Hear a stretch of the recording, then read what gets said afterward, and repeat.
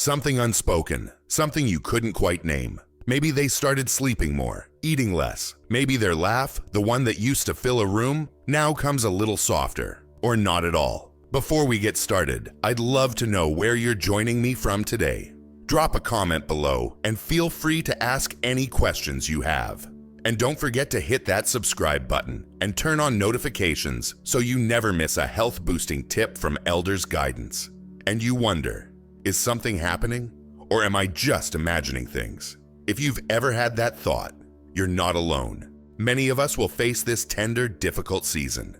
The moment when someone we love begins to fade, not suddenly, but slowly, almost silently. It's not marked by sirens or emergency calls, but by subtle moments. A forgotten meal, a hand that feels colder, a story repeated twice in one afternoon. At Elders Guidance, we believe that recognizing these quiet signs isn't about fearing what's next. It's about honoring it. It's about being present, fully, for those who gave us life, love, and laughter. This video isn't just a list of symptoms, it's a guide for the heart. A way to understand the changes you may be seeing, not through panic or helplessness, but through compassion, clarity, and love. So I invite you, right now, to pause. Take a deep breath. Think of someone who matters deeply to you. Because today we're going to explore 5 signs that often appear in the final year of life. Signs that may be easy to miss, but powerful to understand. Signs that can help you offer comfort, presence, and peace during one of life's most sacred passages. And if what you hear today resonates with you, if it touches a chord or stirs a memory, I ask you to stay until the end. This might be the most important message you hear this year, not because it's about loss, but because it's about love.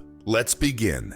There's a quiet truth most people never talk about. Death doesn't always arrive with drama. More often, it arrives gently, like a tide slowly pulling back from the shore. Many of us imagine the end of life as a sudden event, a fall, a heart attack, a moment when everything changes in an instant. But in reality, the body often sends signals long before that final moment. And the tragedy is not the signs themselves. It's that so many families miss them. Why? Because they seem small at first. A little more sleep than usual, a few skipped meals, a decline in energy, in conversation, in joy. We tell ourselves it's just aging, but somewhere inside we feel a shift. And when we look back, weeks, months later, we often realize the signs were there. We just didn't know how to read them. This isn't about blame. It's about awareness. Recognizing the early signs of decline gives us the most precious gift of all, time. Time to prepare emotionally, time to have that conversation, to hold that hand, to say what needs to be said while the window is still open. And it's not just for them, it's for you too.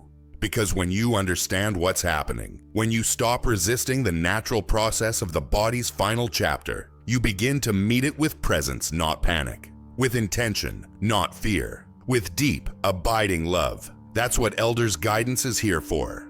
In this video, we're going to walk you through 5 signs that may indicate a loved one is nearing their final year. But we're not going to stop at the signs. We're going to explore what they mean, how they feel, and what you can do emotionally, practically, and spiritually to make this time meaningful.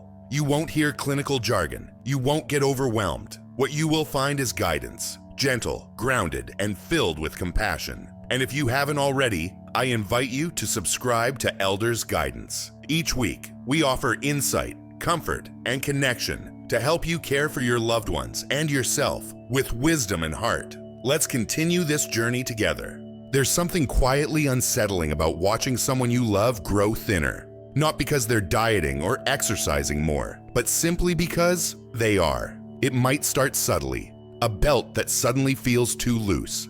Favorite pants that no longer fit quite right. Or maybe it's something as ordinary as a plate that goes back to the kitchen barely touched. You might brush it off at first. Maybe they're just not hungry. Maybe it's the weather. Maybe they'll eat more tomorrow. But the truth is, when an older adult begins to lose weight without trying, it's rarely just a harmless sign of aging. Our bodies are remarkably efficient machines, but as we grow older, and especially as we near life's final stages, that efficiency begins to wane. The ability to absorb nutrients diminishes, metabolism slows down, muscle mass declines, even taste and smell begin to fade, making food less appealing. The result, the body starts letting go. quietly, gradually. And this isn't just about a number on the scale. Unintentional weight loss can be one of the first indicators that the body is preparing to conserve its energy for essential functions. It's shifting away from maintenance and repair. It's signaling, in its own quiet language, that something deeper is happening. Emotionally, this change can be hard to witness. Food has always been more than fuel. It's family, memory, tradition, Sunday pancakes, holiday dinners, that one dish only grandma could make. When a loved one begins to pull away from food, it can feel like they're pulling away from life itself. But here's the thing, this isn't about giving up.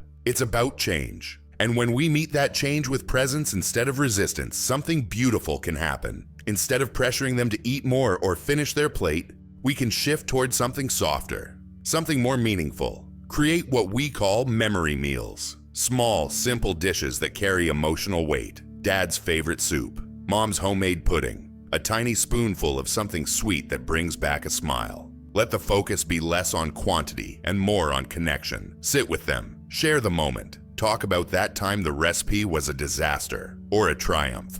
Bring warmth to the table, even if the appetite is gone. You can also consider creating a gentle eating environment. Use smaller plates, softer lighting. Play calming music in the background. Avoid distractions. Make mealtime less about nutrition and more about nourishment of the soul. If eating becomes too difficult, don't be afraid to consult with a healthcare provider about high-calorie, easy-to-consume options. Protein shakes, soft snacks, warm broths. They may not restore weight, but they can bring comfort. But above all else, let go of the idea that more food means more time. Sometimes it doesn't. What matters most in this stage isn't how much your loved one eats. It's how loved they feel while doing it, or even just sitting with you while you do.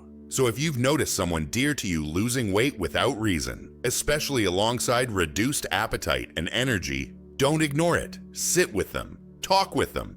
Cook something together, even if it's just tea. Ask them what they do feel like eating, not to coax, but to care. Because in the end, it's not just about calories, it's about closeness. And sometimes that closeness is all the nourishment we need. If you enjoyed this video, comment 1 to let me know. If not, comment 2. Your thought matter to me either way. It's not just tiredness. It's not a lazy afternoon nap, or the kind of fatigue that fades with a good night's sleep. This is something different. It's a kind of tired that lives deep in the bones. A fatigue that doesn't lift, even after hours of rest. A weariness that turns simple moments, getting out of bed, walking to the kitchen, combing one's hair, into exhausting tasks. If you've ever seen a loved one struggle to rise from a chair or fall asleep mid-conversation, you know this fatigue. It's more than physical. It's the body slowing down to preserve its remaining energy. You see, as we approach the final chapters of life, the body begins to prioritize. It saves what strength it has for the most essential tasks. Breathing, circulation, basic cellular repair. Everything else starts to feel optional. That's why your once active spouse might now spend most of the day dozing off in their recliner. Or why your mother, who used to love gardening, suddenly prefers to sit quietly by the window and simply watch. It's not that they've lost interest. It's that they no longer have the energy. Metabolism, once the fiery engine of youth, becomes a gentle flicker. The heart pumps slower, muscles receive less oxygen. Movement, once automatic, becomes deliberate and draining. This kind of fatigue affects more than just the body. Emotionally, it can be devastating. Many older adults who experience this profound exhaustion also feel a deep sense of loss, of identity, of independence, of dignity. They may start to pull away from conversations not because they don't care, but because even speaking feels like too much effort. They may stop doing things they once loved, not from lack of desire, but because it's simply too hard. And when families misinterpret this fatigue as disinterest, or worse, stubbornness, it creates unnecessary frustration on both sides. That's why this stage requires a shift, not just in how we care, but in how we see. Instead of urging your loved one to stay active, consider embracing their natural rhythm. Create a daily routine that centers rest and comfort as a form of healing. Introduce what we like to call rest rituals. A cozy blanket by the window where they can nap in the afternoon sun. Soft instrumental music that soothes instead of stimulates. Aromatherapy, lavender, chamomile, to calm the nervous system. You might set aside time each day not for doing, but simply for being. Sit with them. Hold their hand. Ask a single, meaningful question. Share a short memory. Let silence be sacred. Some families find comfort in creating a memory listening space. A place where their loved one can relax and listen to recorded messages from children, grandchildren, old friends. Loving voices, familiar laughter, comforting tones, all gently reminding them they are surrounded by love, even in stillness. And when energy allows, engage them in micro activities that offer joy without demand. Folding soft laundry, watering a plant, listening to the sounds of nature from a porch swing. But always, always let them lead. Fatigue at this stage is not something to fight against. It's something to honor. It is the body's way of turning inward, of preparing for what's next with grace and intention. So when your loved one sleeps more than they're awake, or seems quieter, slower, softer than before, don't panic. Sit beside them. Offer your presence, not pressure. Your warmth, not your worry. Because while this kind of fatigue may take away energy, it also opens space for gentleness, for stillness, for love to be felt more deeply than ever before. And isn't that what matters most in the end? It can start with something small. A name they've always remembered suddenly slips away. A familiar route feels confusing. They ask the same question twice, not out of stubbornness, but because the answer simply didn't stay. You tell yourself, it's just a little forgetfulness. We all have those moments. And maybe that's true. We do forget things. We all get distracted. But over time, the changes begin to build. Conversations become harder to follow. They lose the thread, even in the middle of a sentence. They pause, searching for the right word, then give up with a sigh. They might misplace things, forget what day it is, or mix up the faces of people they love. These moments are not just signs of aging. They may be gentle markers of something deeper, of the brain, like the rest of the body, beginning to slow. You see, our brains rely on oxygen, blood flow, and nutrients to function well. And as circulation weakens in the later stages of life, even a previously healthy mind can begin to falter. This isn't about disease, it's about transition. And one of the most heartbreaking parts of this transition isn't just the forgetfulness. It's the way it changes how a person connects with others and with themselves. They may stop participating in family conversations. They sit quietly in the corner of a room they once filled with laughter. They don't pick up the phone as often. They stop asking about the world because the world feels harder to grasp. You might feel them slipping away, not just physically, but emotionally. It's easy to think they're giving up, but more often than not, they're just tired. Their brain, once sharp and quick, now takes longer to process, to respond, to engage. And this withdrawal isn't a rejection of you. It's a protection of what little energy remains. What can you do? Start by letting go of expectations. Let go of needing every conversation to make sense. Let go of correcting small details or pushing them to try harder. Instead, meet them where they are. Speak slowly, gently. Ask simple questions. Use their name. Tell them who you are. Bring up memories without testing them. Try creating a comfort corner in their home. Photos from their younger days, soft music from their favorite era, familiar objects that evoke safety and belonging. One powerful practice is the music memory ritual. Studies have shown that music, especially songs tied to personal experiences, can awaken parts of the brain that other stimuli can't. Create a playlist of meaningful songs. Sit together and listen. Don't worry if they don't respond. Just be there. Music connects when words no longer can. And when they do engage, when a spark lights up their face, when a sudden smile appears as they remember a childhood story, be present for that. Cherish it. Celebrate it. If they no longer want to be around crowds or large gatherings, honor that need. Choose quiet spaces, one-on-one moments, a gentle touch, a shared silence. And most of all, don't take the emotional distance personally. They are not leaving you out of their heart. They are simply retreating into the only place that still feels manageable. This is a sacred time to slow down and shift how love is expressed. Not through big conversations, not through long stories, but through presence. A hand held, a gentle smile, a whispered "I'm here." Because even when the mind fades, the soul remains. And even when they no longer remember the details, they will remember how you made them feel. So if your loved one is forgetting more, withdrawing more, or simply not themselves, try not to see it as loss. See it as a transformation, one that invites deeper gentleness, quieter connection, and more meaningful love. You may be walking with them through fog, but you are still walking with them, and that may be the most powerful gift of all. There's a kind of ache that settles in when someone you love seems to always be sick. It's not one major event. It's a series of small, persistent ailments, a cough that lingers, a skin infection that comes back, a bruise that takes too long to fade. You start noticing patterns. More frequent trips to the doctor, more time spent in bed, more prescriptions lined up on the bathroom counter. You find yourself saying, they just can't seem to shake it this time. And that's the truth. They can't.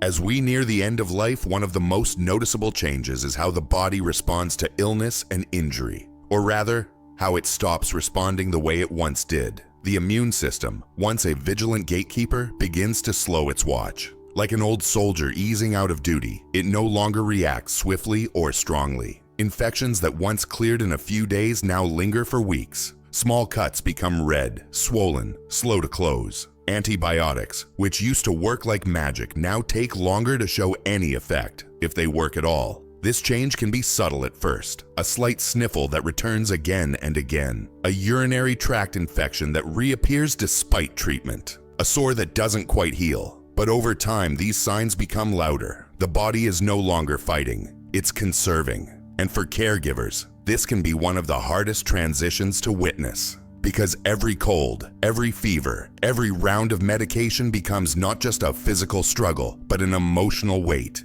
You worry more, you hope harder, and you start to ask yourself questions you never wanted to consider. Is this just a minor illness? Or is this the beginning of something more? That's the quiet fear no one talks about. The invisible burden of watching someone you love move from resilience to fragility. But there is a truth here that deserves to be said. When the body stops fighting, we don't have to. We can choose a different way to care. Instead of focusing on curing, we can focus on nurturing. Instead of trying to restore the old strength, we can work to support what remains, to protect comfort, peace, and dignity. One way to do this is by transforming the home environment. Create what we like to call a spa home. This doesn't mean luxury or extravagance. It means intention. It means turning everyday spaces into havens of ease and comfort. Soft lighting in the bedroom. Clean, fresh linens that smell of lavender or eucalyptus, warm towels, a diffuser with calming essential oils, a gentle breeze from a nearby window. Everything says,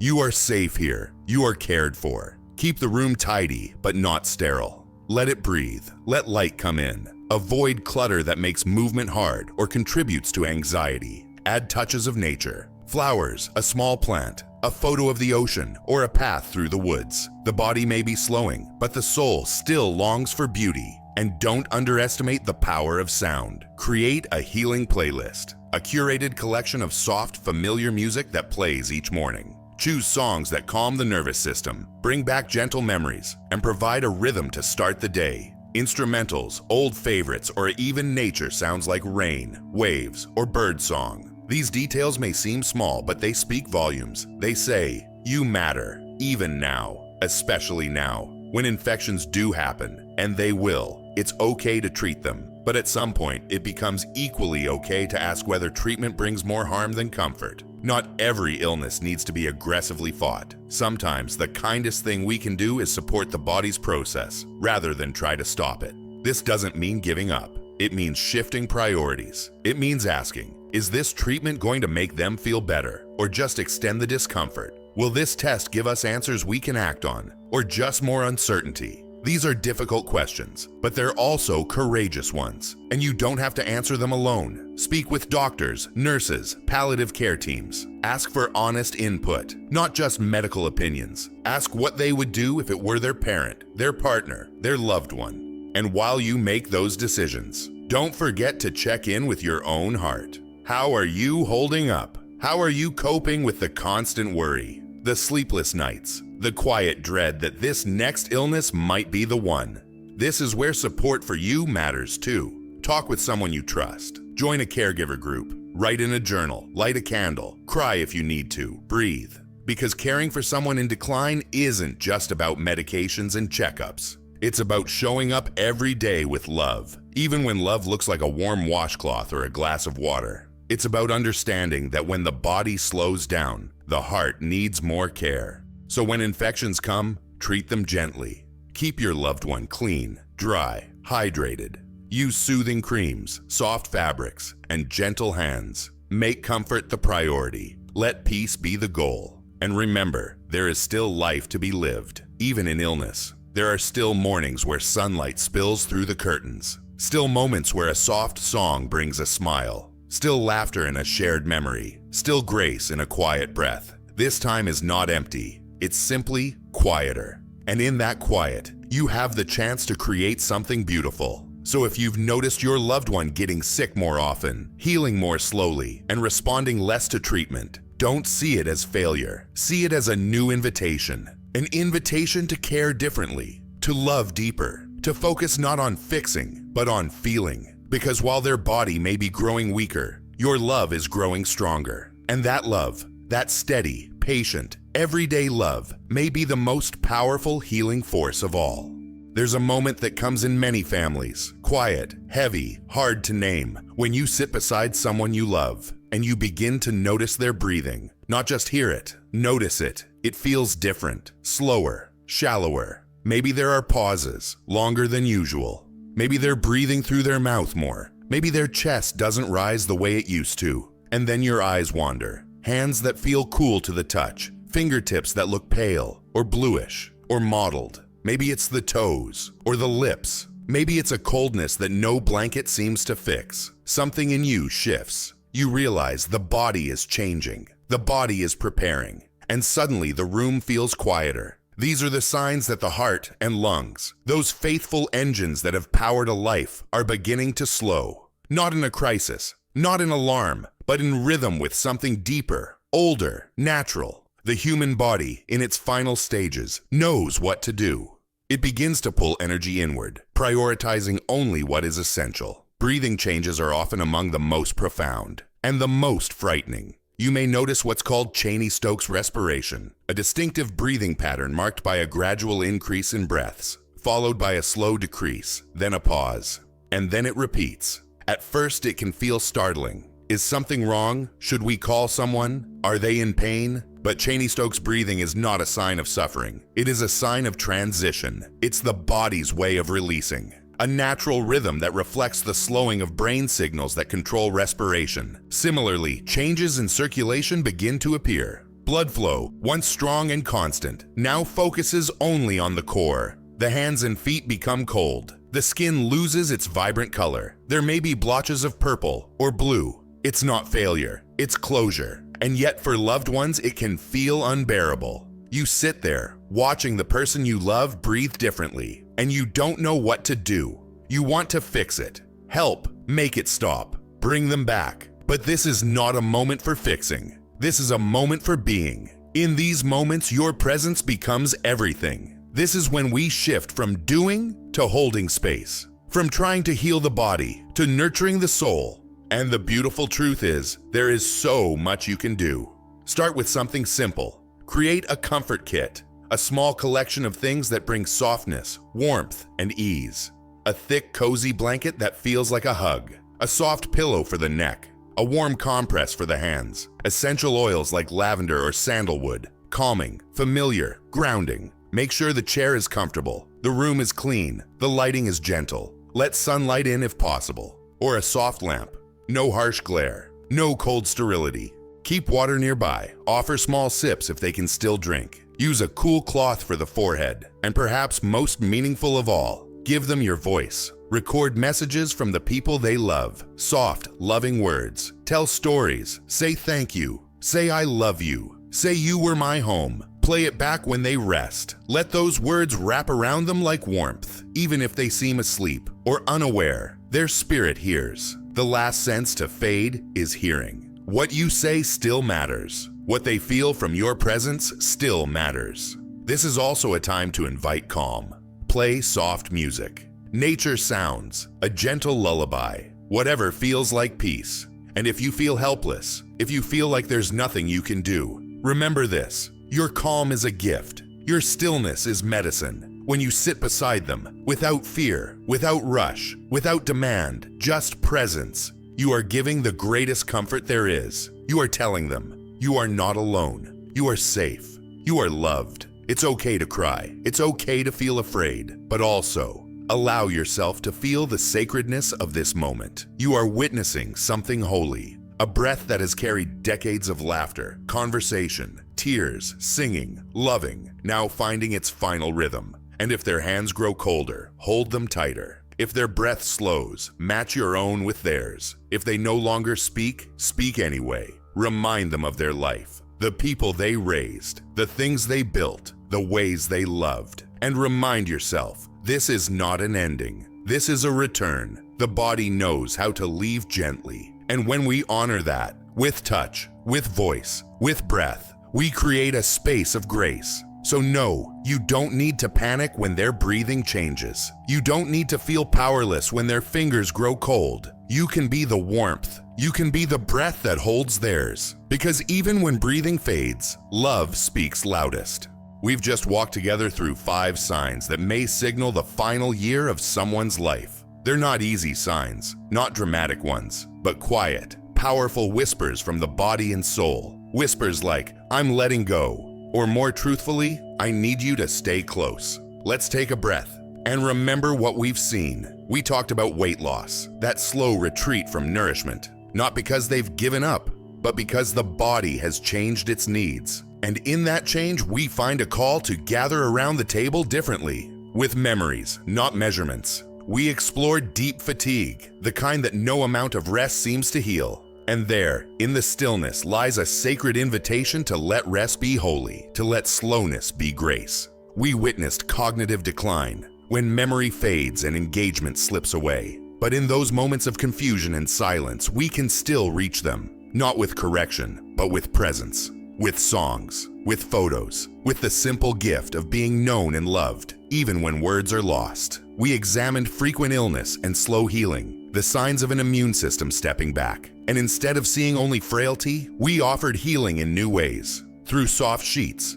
gentle light, familiar scents, and the sound of a favorite voice at dawn. And finally, we faced changes in breathing and circulation, the most tender of transitions. The breath slowing, the skin cooling, the body returning to rest. And in that moment, we learned that even as life fades, love can rise stronger than ever before. Each of these signs is more than a symptom. Each one is a message, a gentle sacred whisper. Don't fix me. Be with me. I don't need more time. I need more meaning in the time we have. I'm still here. Please, be here with me. And so we ask, how will you show up? Not just with medicine, but with memory. Not just with schedules, but with soul. This is your invitation to love differently, to love deeper. Write them a letter. By hand. Tell them what they've meant to you. Leave it on their pillow, or read it aloud beside them.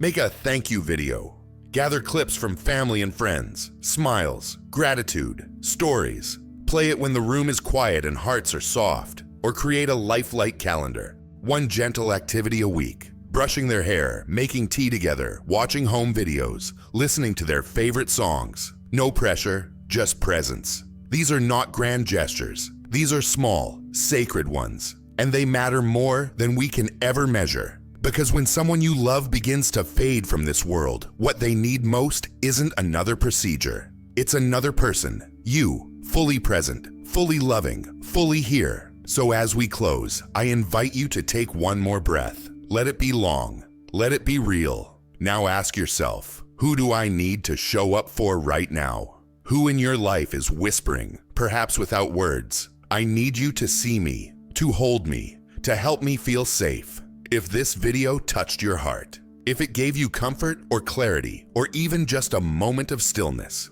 please share it with someone who needs to hear it. Comment below with the name of someone you're cherishing right now. And subscribe to Elders Guidance for more ways to turn life's hardest moments into meaningful memories. Because the end of life isn't just about loss, it's about love. And here, in this space, we choose to love all the way through. Thank you for walking this journey with us. If you enjoyed this video, comment 1 to let me know. If not, comment 2. Your thought matters to me either way.